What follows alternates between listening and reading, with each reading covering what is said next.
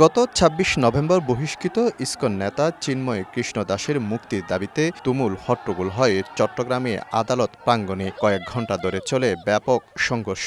এক পর্যায়ে কুপিয়ে হত্যা করা হয় সরকারি আইনজীবী সাইফুল ইসলাম আলিফকে।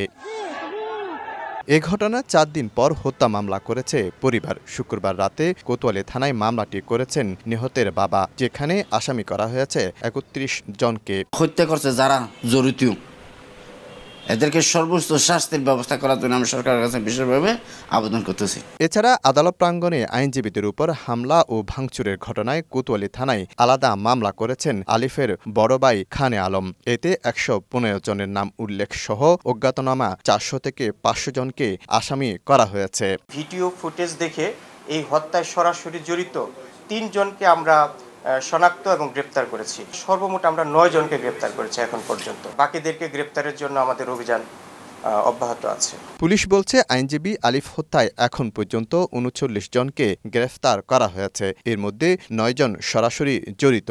যারা এই ধরনের ঘটনার সাথে জড়িত তারা যাতে প্রকৃতভাবে চিহ্নিত হয়, প্রত্যেকটি বিষয়কে আমরা যথেষ্ট গুরুত্ব দিয়ে দেখছি, যাতে করে ন্যায় বিচারের প্রক্রিয়ায় আমরা আমাদের যতটুকু কর্তব্য রয়েছে সেটা আমরা উপস্থাপন করতে পারি। আলিফ হত্যার ঘটনায় পুলিশের উপর হামলায় এর আগে কোতোয়ালি থানায় ৩টি মামলা করে পুলিশ। শফিকুল আলম, সময় সংবাদ, চট্টগ্রাম।